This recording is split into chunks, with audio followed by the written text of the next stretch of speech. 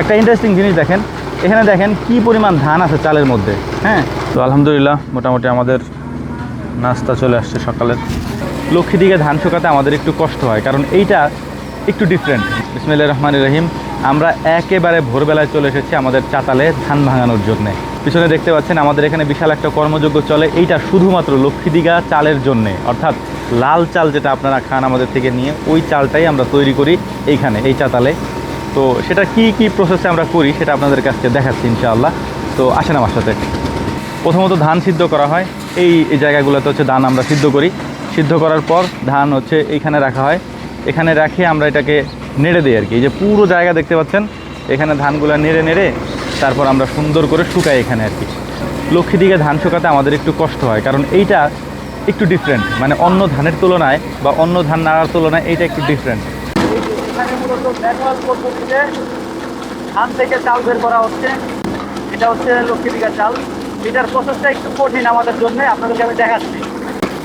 এটা অটো না, হ্যাঁ, এটা আপনাদেরকে বারবার আমি বলি যে এটা অটো মেশিন না, ম্যানুয়াল মেশিন। হ্যাঁ, আগের দিনে যেরকম ভাঙানো হতো এখনও সেই একইভাবে ভাঙানো হয়, কিন্তু শুধু এখানে আগে হচ্ছে মেশিন থাকতো আর এখন মোটর থাকে।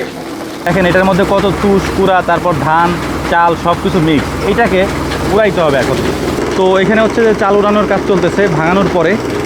আর এইখানে কাজটা যেহেতু মহিলারা করে, এই জন্য হচ্ছে আমরা একটু ক্লোজলি শর্টগুলো আপনাদেরকে দেখাচ্ছি, কারণ ওনাদেরকে আমরা উঠাবো না। একটা ইন্টারেস্টিং জিনিস দেখেন, এখানে দেখেন কি পরিমাণ ধান আছে চালের মধ্যে। হ্যাঁ, এই চালের মধ্যে ধান থাকার কারণ হচ্ছে যে এই চালকে যদি আমরা 2-3 বার হচ্ছে যে মেশিনে কাটানোর চেষ্টা করি, তাহলে একবার খাদা হয়ে যাবে আর কি। উপরে যে ফাইবারটা আছে এই ফাইবার আর থাকবে না, যে কারণেই আমরা একবার ভাঙানোর চেষ্টা করি। আপনারা অনেকে বলেন যে ঢেকি ছাটা চাল, আসলে ভাই এত চাল ঢেকিতে ছাইটা তারপর বানানো সম্ভব না, অসম্ভব কাজ এটা। আপনি 2 থেকে 3 ঘন্টার মতো ঢেকি পাড়ায় পা দিয়ে তারপর হয়তো আপনি 1 কেজি চাল বের করতে পারেন। এটা কি সম্ভব বলেন? এটা সম্ভব না। এই কারণে আমরা এই পদ্ধতিতে লক্ষ্মী দিঘা চালটাকে প্রসেস করার চেষ্টা করি, কারণ এর বাইরে অন্য কোনো প্রসেসে হিউজ পরিমাণে করাটা সম্ভব না। তো যাই হোক আলহামদুলিল্লাহ, এখানে যে প্রসেসটা আপনাদেরকে দেখাইলাম, এই যে ধানগুলো দেখতে পাচ্ছেন, মানে চালের ভিতরে যে ধানগুলো আছে, এরপর মরা চাল আছে, এর পাশাপাশি হচ্ছে যে ভিতরে আহালি যদি থাকে, তারপর হচ্ছে যে মানে নানান কিছু আর কি। মানে ধানের ভিতরে চাল বাদে বাকি যা থাকবে সেটা হচ্ছে আমরা ওই আমাদের এলাকাতে দিয়ে দিই। এলাকার মহিলারা এইটাকে বাছে আর কি, বেছে এটা থেকে ধান থেকে চালটাকে আলাদা করে। হ্যাঁ, চালটাকে আলাদা করে তারপর আমাদের কাছে দিয়ে যায়, এরপর এটাকে আমরা বিভিন্ন জায়গায় পাঠাই, এর আগে না। হ্যাঁ, এটা অনেক কঠিন একটা প্রসেসের মধ্যে দিয়ে যায় আমাদের কাছে আসার পর। আমাদের লক্ষ্মী দিঘা ধান এবং চালের যে সিস্টেমটা, এটা এখানেই হয়, এই একটা জায়গায় হয়।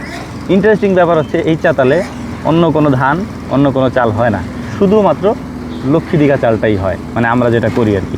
কারণ এটা একটা বন্ধ চাতাল ছিল আর কি। হ্যাঁ, এই চাতালটা দীর্ঘদিন পর্যন্ত বন্ধ ছিল, এরপর এটাকে আমরা খুলছি, খোলার পরে আলহামদুলিল্লাহ এখন এইটাতে আমাদের কার্যক্রমগুলো চলে আর কি। তো আলহামদুলিল্লাহ মোটামুটি আমাদের নাস্তা চলে আসছে সকালের। আমরা এখন খাওয়া দাওয়া করি। এখানে হচ্ছে রুটি, আমরা লোক অনেক 7 জন, এবং ওনারা চাতালে যারা আছে ওনারা এখানে আছে হচ্ছে 5 জন, টোটাল 12 জন আর কি। ওনাদেরকে দিয়ে দিছি, এখন আমাদেরটা আমরা খাই। ভাই নেন। তো আলহামদুলিল্লাহ মোটামুটি আমাদের ধান ভাঙানো কমপ্লিট, সকালে হয়ে গেছে। এখন এগুলাকে উড়ানোর কাজ চলতেছে।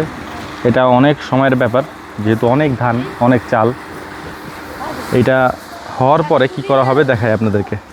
এভাবে বস্তাবন্দি করে চালগুলোকে আমরা নিয়ে যাবো আমাদের খামারে বা আমাদের বাড়িতে আর কি।